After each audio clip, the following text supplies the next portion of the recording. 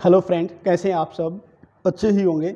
आज का जो अपना टॉपिक है वो है मूड एंड फिगर। यानी हम जो कर रहे हैं वो करें पेपर 1 में लॉजिकल रीजनिंग, और उसमें हम कर चुके हैं कि आर्ग्यूमेंट क्या होता है, आर्ग्यूमेंट के टाइप्स क्या होते हैं, इंडक्टिव डिडक्टिव रीजनिंग होती क्या है। तो आज का अपना है टॉपिक 2, जिसका नाम है mood and figure. Mood and figure यानी कि आप जो मैंने कल बताया था कि प्रीमिसिस 1 प्रीमिसिस 2, उसमें से हमें कंक्लूजन क्या होगा, तो आपको जो कंक्लूजन निकालने में हेल्प करता है वो करता है ये आपका मूड एंड फिगर। यानी कि ये बता देगा कि प्रीमिसिस 1 2 अगर ऑल की है, सम की है, नोट की है, तो आपका कंक्लूजन क्या होगा। ठीक है, जैसे अगर मान लिया कि नेगेटिव प्रीमिसिस है तो उससे कभी भी पॉजिटिव कंक्लूजन नहीं निकल सकता। तो ये हमें कैसे पता चलता है? ये पता चलता है मूड एंड फिगर से। तो देखिए, सबसे पहला हमने पढ़ा कि जैसे स्टेटमेंट एक में लिखता हूं, premises 1 all red are rose, all red are rose, और all rose are blue, all red are rose. Premises 2 all rose are blue. ठीक है, ये दो प्रीमिसिस दे दी हैं। प्रीमिसिस 1 हमने क्या माना? ऑल रेड आर रोज, और प्रीमिसिस 2 को हमने क्या माना? All rose are blue. तो अब बात आती है जी कंक्लूजन की। तो कंक्लूजन क्या होगा? तो अगर मैं लिखता हूं ऑल रेड आर ब्लू, क्या लिखते हैं? All red are blue, all red are blue. अब ये आया कैसे कंक्लूजन? तो देखिए, पहले मैं इसका वेन डायग्राम बनाता हूं। ऑल रेड आर ब्लू, यानी कि ये क्या है? रेड। ये सभी क्या है? रोज। ठीक है, और ऑल रोज आर ब्लू, और रोज क्या है? ब्लू है। ठीक है, तो अब ये कंक्लूजन निकलेगा कैसे? देखिए, अगर हम अंदर से बाहर की तरफ जाते हैं, यानी कहां से? अंदर से बाहर की तरफ जाते हैं, तो ऑल और सम। अगर कंक्लूजन में ऑल दे रखा है, अगर कंक्लूजन में सम दे रखा है, तो दोनों ही आंसर क्या होंगे? ठीक होंगे। कब? जब हम अंदर से बाहर की तरफ जाते हैं तब।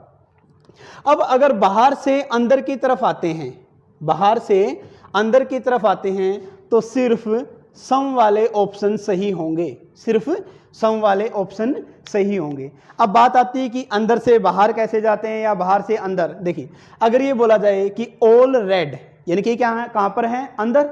ऑल रेड आर ब्लू, क्या ये ठीक है या गलत है? तो हम कहां जा रहे हैं? अंदर से बाहर की तरफ जा रहे हैं, तो ऑल रेड आर ब्लू, इसका मतलब क्या है? ठीक।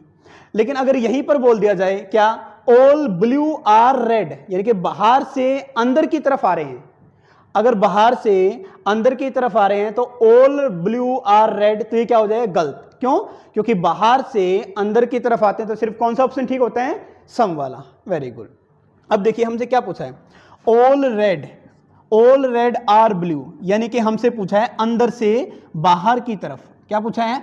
अंदर से बाहर की तरफ। इसका मतलब अंदर से जब बाहर की तरफ जाते हैं तो ऑल का ऑप्शन भी ठीक है और सम का कंक्लूजन भी ठीक है। तो यहां पर ऑल रेड आर ब्लू क्या हो जाएगा? ठीक। तो यानी कि मूड एंड फिगर की हेल्प से हम क्या करते हैं? ये पता करते हैं कि ये क्या आएगा। ठीक है, ये तो हमने वेन डायग्राम की हेल्प से किया। ऐसे ही मूड एंड फिगर की हेल्प से भी हम कंक्लूजन निकाल सकते हैं कि जब ऑल दे रखा है तो ऑल वाला ही आएगा, या ऑल दे रखा है तो सम वाला आएगा, क्या आएगा क्या नहीं। तो उसके रिगार्डिंग तो हमने कल पढ़ा था कि प्रीमिसिस होती क्या है। हाँ जी, प्रीमिसिस होती है स्टेटमेंट। क्या होती है? स्टेटमेंट। यानी कि प्रीमिसिस के थ्रू ही हम जान सकते हैं कि कोई भी कंक्लूजन वो ट्रू होगा या फॉल्स होगा।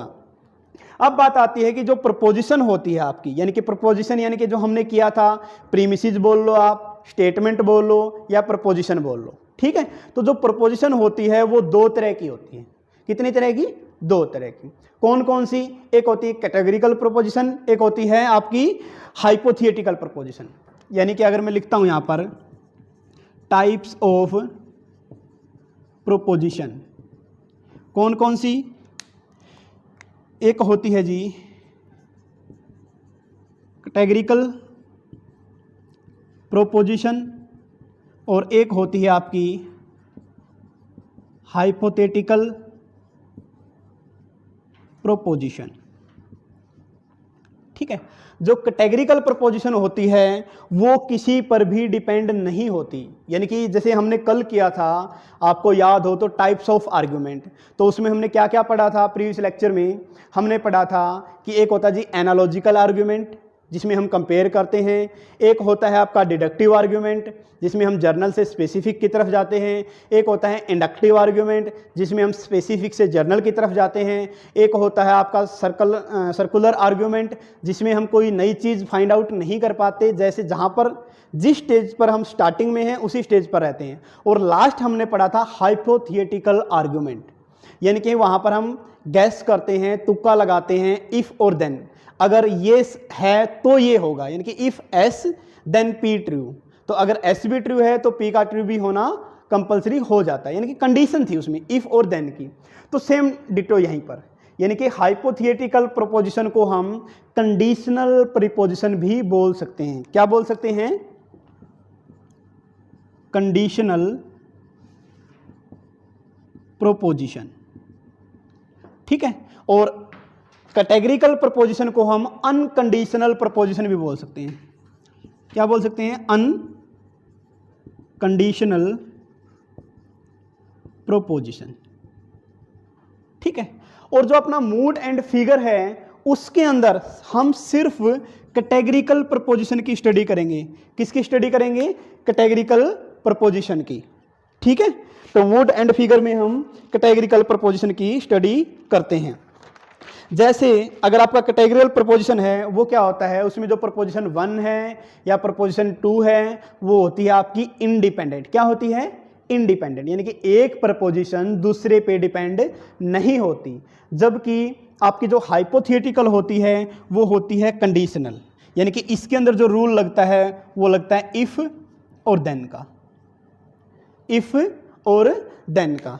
जैसे अगर मैं आपको लिखवाता हूं इसका एक एग्जाम्पल, देखिए हाइपोथेटिकल प्रोपोजिशन का अगर एग्जाम्पल हम लिखना चाहें तो लिख सकते हैं, देखिए इफ़ इट रेन्स टुडे, यानी कि इफ़ आ गया, अगर आज बारिश होती है तो क्या होगा? Then the road is wet, यानी कि अगर आज बारिश होगी तो आपका जो सड़क है या रोड है वो क्या होगा? गीला मिलेगा। यानी कि ये, यानी कि इफ़ और देन ये दोनों प्रपोजिशन आ गई, यानी कि एक दूसरे पे डिपेंड हैं, ये इंडिपेंडेंट नहीं है, तो इसलिए इसको कंडीशनल या प्रपोजिशनल प्रपोजिशनल या हाइपोथेटिकल प्रपोजिशनल भी बोलते हैं। अब आता है जी कैटेगरिकल प्रपोजिशन। जो कैटेगरिकल प्रपोजिशन होता है इसके बेस पर ही हम क्या फाइंड आउट करते हैं जी? Mood and figure. इसका मतलब ये है कि जो भी यहां पर प्रीमिसेस होगी, प्रीमिसेस 1, प्रीमिसेस 2, ये सारी की सारी क्या होगी? ये होगी जी इंडिपेंडेंट। क्या होगी? इंडिपेंडेंट, यानी कि एक का होना दूसरे के होने या ना होने पर कोई इफेक्ट नहीं करता। अब बात आती है आगे नेक्स्ट, भाई हम इसको कैसे डिनोट करते हैं? जैसे यहां पर ऑल है, यहां पर सम भी आ सकता है, यहां पर सम नोट भी आ सकता है, यहां पर नो भी आ सकता है, तो उसके रिगार्डिंग हम पढ़ने वाले हैं। एक बार रफ कर देते हैं इसको।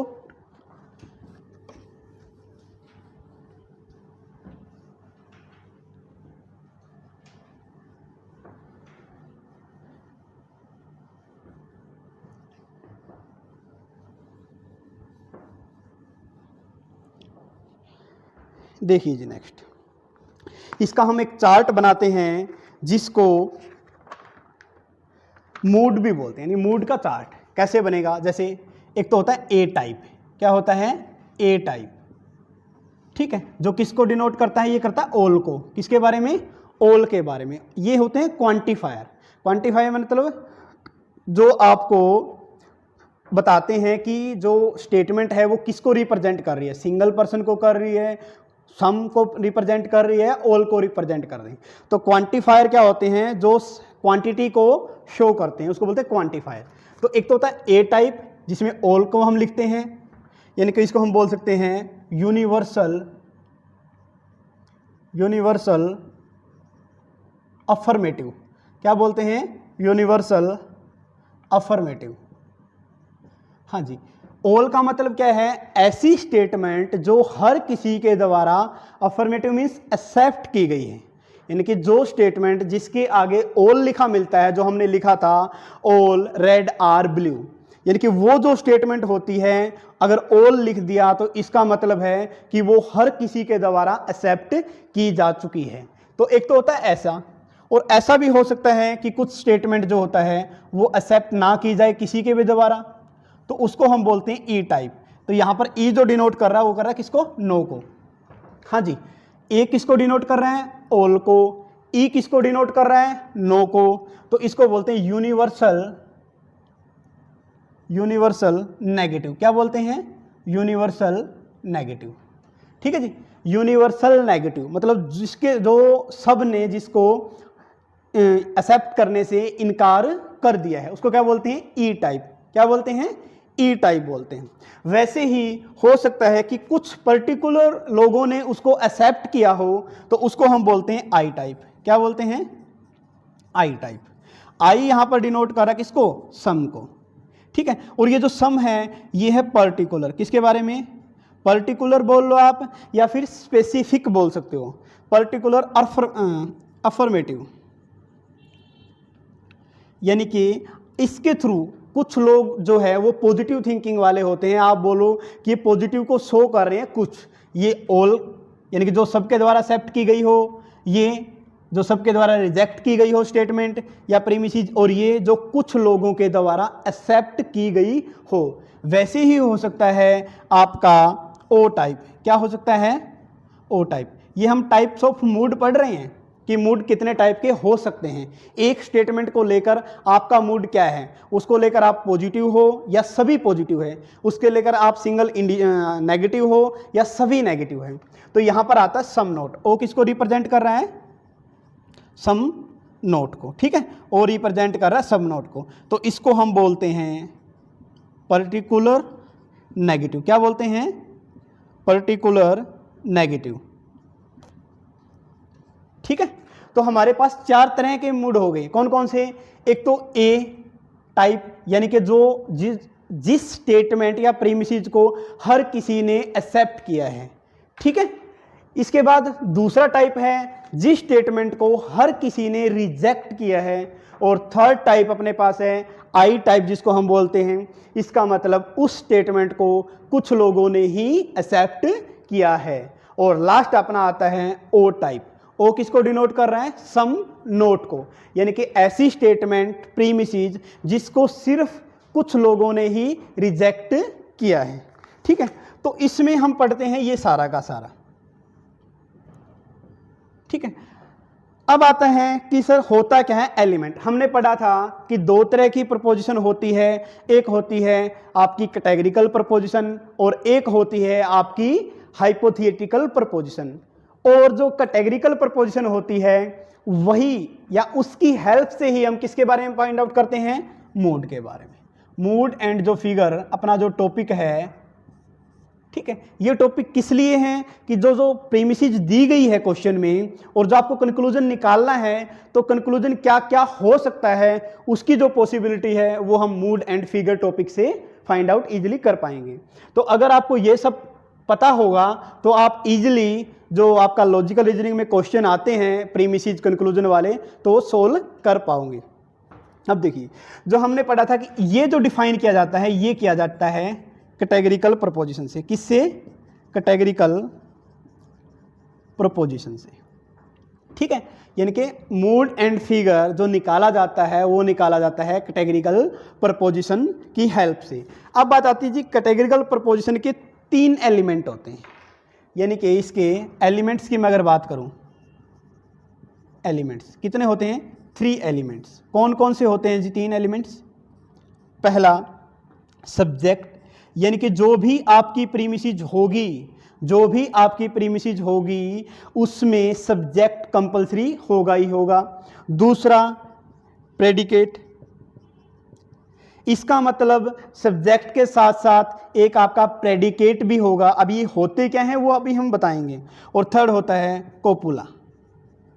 ठीक है, तो 3 एलिमेंट कौन कौन से हैं? एक आता है जी सब्जेक्ट, एक आता है प्रेडिकेट और एक आता है कोपुला।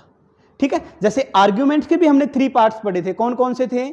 आर्ग्यूमेंट्स में हमने पढ़ा था प्रीमिसेस, फिर हमने पढ़ा था इन्फ्रेंस और फिर हमने पढ़ा था कंक्लूजन। इन तीनों को मिलाकर क्या बनता है? आर्ग्यूमेंट। वैसे ही सब्जेक्ट, प्रेडिकेट और कोपुला, इनको मिलाकर क्या बनता है? आपका कैटेगरिकल प्रपोजिशन तैयार होती है। ठीक है, अब आता जी सब्जेक्ट होता क्या है। सब्जेक्ट यानी कि अगर हमने पहले पढ़ा है तो हमें पता है कि जो नाउन या फिर प्रोनाउन, ठीक है, नाउन या प्रोनाउन वो किसका काम करते हैं? वो करते हैं जी सब्जेक्ट काम। किसका काम करते हैं? सब्जेक्ट का। सब्जेक्ट यानी कि जिसके बारे में स्टेटमेंट में कुछ कहा जाता है, जिसके बारे में स्टेटमेंट में कुछ कहा जाता है उसको हम बोलते हैं सब्जेक्ट। अब बात आती है जी प्रेडिकेट क्या होता है। प्रेडिकेट जो सब्जेक्ट के बारे में कहता है। देखिए, सब्जेक्ट जिसके बारे में कुछ कहा जाए, प्रेडिकेट जो सब्जेक्ट के बारे में कुछ कहता है। तो ये हमारा जो काम करता है वो करता है एडजेक्टिव का। किसका काम करता है? एडजेक्टिव का। यानी ये आपका किसका काम करता है? नाउन और प्रोनाउन, यानी कि संज्ञा या सर्वनाम। और एडजेक्टिव मीन्स विश्लेषण। क्या बोलते हैं इसको? विशेषण। क्या बोलते हैं?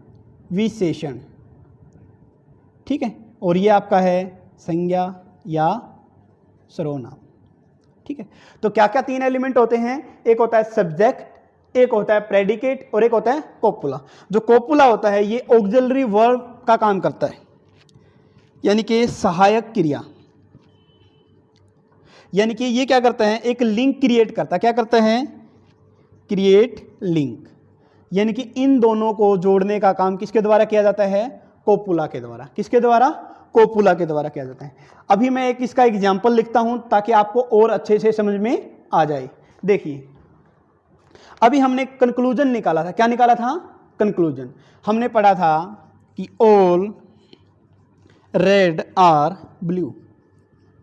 ठीक है, हमने क्या पढ़ा था? जैसे हमने पहले किया था प्रपोजिशन 1, हमने पढ़ा था प्रपोजिशन 1 जिसमें हमने लिखा था ऑल रेड आर रोज। ठीक है, सेकंड प्रपोजिशन हमने पढ़ी थी ऑल रोज आर ब्लू। ठीक है, हमने ये पढ़ी थी ना दोनों प्रपोजिशन। कौन कौन सी? ऑल रेड आर रोज और ऑल रोजेज आर ब्लू। तो कंक्लूजन हमने क्या निकाला था? All red are blue. यानी कि ये आया कैसे कंक्लूजन? इसी को हम समझने के लिए मूड एंड फिगर की हेल्प लेते हैं। यानी कि इन प्रोपोजिशन के बेस पर जो हमने ये निकाला है, ये कैसे निकाला, ये हम कैसे निकालेंगे? मूड एंड फिगर की हेल्प से। ठीक है, तो ये हम मूड एंड फिगर की हेल्प से निकालते हैं। तो अब आता है जी कंक्लूजन, यानी कि जो आपका ये है ऑल रेड आर ब्लू, क्या क्या है जी? ये ऑल जो है वो है क्वांटिफायर। क्या है? क्वांटिफायर। क्वांटिफायर कौन होते हैं? जो क्वांटिटी को रिप्रेजेंट करते हैं। क्वांटिफायर मीन्स जो क्वांटिटी को रिप्रेजेंट करते हैं उसको हम बोलते हैं क्वांटिफायर। यहाँ पर ऑल भी हो सकता है यानी कि ए टाइप भी हो सकता है, यहाँ पर नो भी हो सकता है यानी कि ई टाइप भी हो सकता है, यहाँ पर आई भी हो सकता है यानी कि सम को रिप्रेजेंट भी यहाँ पर कर सकता है, और यहाँ पर ओ भी हो सकता है जो सम नोट को रिप्रेजेंट करता है। ठीक है ना, तो कंक्लूजन के थ्रू ही हम सब्जेक्ट और प्रेडिकेट के बारे में जान सकते हैं। यानी कि सब्जेक्ट क्या है, प्रेडिकेट क्या है, वो हमें इनसे नहीं पता चलेगा। इनसे नहीं, हमें कहाँ से पता चलेगा? कंक्लूजन से पता चलेगा। तो आगे देखिए क्या है, जो रेड है ये अपना सब्जेक्ट है। ठीक है, जो ब्लू है वो अपना क्या है? प्रेडिकेट है, और जो आर है वो कोपुला है। हाँ जी, आ जाएगा समझ। देखिए मैंने क्या कहा था, जो कैटेगरिकल प्रपोजिशन होती है वो उसमें 3 एलिमेंट होते हैं। कौन कौन से? एक होता है जी सब्जेक्ट, एक होता है प्रेडिकेट और एक होता है कोपुला। ठीक है, सब्जेक्ट क्या होता है? जैसे नाउन और प्रोनाउन, यानी कि जिसके बारे में प्रीमिसेस में बोला गया है। किसके बारे में बोला गया जी? रेड के बारे में बोला गया है। ठीक है, दूसरा प्रेडिकेट क्या होता है? जो सब्जेक्ट के बारे में बताता है, यानी कि ये रेड के बारे में क्या बता रहा है? ब्लू है। क्या है? ब्लू। यानी कि सारे रेड क्या हैं? ब्लू है। तो ये जो ब्लू है ये रेड के बारे में बताता है, ठीक है, उसका विशेषण कर रहा है। और कोपुला क्या है? इन दोनों को जोड़ रहा है, यानी कि जो सब्जेक्ट और प्रेडिकेट को जोड़ता है उसको क्या बोलते हैं? कोपुला। ठीक है, होप सो ये आपको समझ में आ गया होगा। अब बात आती है कि जी जैसे ही कैटेगरिकल प्रपोजिशन के 3 एलिमेंट होते हैं वैसे ही इसके 3 रूल्स भी होते हैं। किसके? कैटेगरिकल प्रपोजिशन के। जो कैटेगरिकल प्रपोजिशन के 3 रूल कौन कौन से हैं वो देखिए करते हैं। तो जो ये वाली मैंने स्टेटमेंट लिखी थी वो यहां पर ही लिख दी है, ठीक है, तो यहां से मैं रब कर रहा हूं। अब बात आती है जी इसके रूल्स, यानी कि ये क्या थे? एलिमेंट्स थे। अब हम बात कर रहे हैं रूल्स के बारे में, यहां लिख देता हूं रूल्स, ठीक है। कौन रूल्स है? अब इसने बोला कि एक होती है माइनर टर्म। क्या होती है? Minor term. माइनर टर्म, ठीक है। एक होती है मेजर टर्म। Major term. और एक होती है मिडल टर्म, यानी कि एक होती है आपकी मिडल। 3 तरह के रूल होते हैं, 3 तरह की टर्म्स होती हैं। एक होती है माइनर टर्म, एक होती है मेजर टर्म और एक होती है मिडल टर्म, ठीक है। तो ये रूल हैं जो ये डिफाइन करते हैं। ये जो माइनर टर्म है किसके लिए है जी? ये है सब्जेक्ट को। आप ये मान लो कि एलिमेंट्स में तो हम इसको क्या बोलते हैं? सब्जेक्ट बोलते हैं। और जब हम बात करते हैं रूल्स की तो इसको क्या बोलते हैं? माइनर टर्म भी बोलते हैं। और वैसे ही आपका जो प्रेडिकेट होता है उसको क्या बोला जाता है? Major term. क्या बोला जाता है?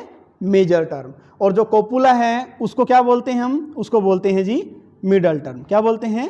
मिडल टर्म, ठीक है। तो हमने रूल पढ़ लिए। एक तो हमने पढ़ा माइनर टर्म, एक हमने पढ़ा मेजर टर्म। सॉरी, कोपुला को नहीं बोलते। मिडल टर्म वो होती है, यानी कि दोनों तो ठीक है, यानी कि सब्जेक्ट को हम क्या बोलते हैं? माइनर टर्म, और प्रेडिकेट को हम क्या बोलते हैं? Major term. और जो मिडल टर्म होती है वो क्या होती है? वो प्रीमिसेस में तो होती है, यानी कि प्रीमिसेस 1 और प्रीमिसेस 2 इन दोनों में तो होती है लेकिन कंक्लूजन में नहीं होती। तो अभी आप ही देख के बताइए ऐसी कौन सी टर्म है जो प्रीपोजिशन 1 में है, प्रीपोजिशन 2 में है, लेकिन किस में नहीं है? कंक्लूजन में नहीं है। देखिए जी, हमने चेक किया रेड, ये तो है इसमें। हमने चेक किया ब्लू, ये तो ब्लू है इसमें। तो कौन सी ऐसी टर्म है जी? ये एक टर्म है, कौन सी? रोज, ठीक है। जो ये रोजेज हैं ये आपके क्या हैं? ये नहीं है, यानी कि ऐसी टर्म लिख देता हूं मैं यहां पर, common in both premises. Premises बोल लो या इसको स्टेटमेंट भी बोल सकते हैं, यानी कि जो common in both premises but not in conclusion. But not in conclusion, ठीक है। यानी कि रूल्स कौन कौन से? एक होती है जी माइनर टर्म, उसको हम सब्जेक्ट भी बोलते हैं। एक होती है जी मेजर टर्म, उसको हम प्रेडिकेट भी बोलते हैं, ठीक है। एक होती है आपकी कोपुला, वो तो ऑक्सिलरी वर्ब का काम करती है इसलिए यहाँ पर नहीं। तो रूल के अकॉर्डिंग होती है आपकी मिडल टर्म। मिडल टर्म कौन सी होती है जी? जो दोनों प्रीमिसेस में नहीं होती, सॉरी दोनों प्रीमिसेस में होती है लेकिन कंक्लूजन में नहीं होती। तो यहाँ पर क्या नहीं है? यहाँ पर जी रोज नहीं है, ठीक है। तो उसको क्या बोलेंगे हम? Middle term. तो ये थी 3 टर्म। आप ये मान लो कि जो माइनर टर्म होती है वो कंक्लूजन का फर्स्ट पार्ट होती है, यानी जो कंक्लूजन है इसका फर्स्ट पार्ट क्या है? Minor term. और प्रेडिकेट जो होती है वो आपका कंक्लूजन का क्या होता है? सेकंड पार्ट बोल सकते हैं या आप इसको लास्ट पार्ट बोलो। सेकंड पार्ट क्या होता है? आपका मेजर टर्म होती, ठीक है। तो ये था हमारा मूड एंड फिगर, और यहाँ पर हमने पढ़ा था कैटेगरिकल प्रपोजिशन। कैटेगरिकल प्रपोजिशन में हमने 3 एलिमेंट्स पढ़े, उसके बाद 3 रूल्स के बारे में पढ़ा, ठीक है।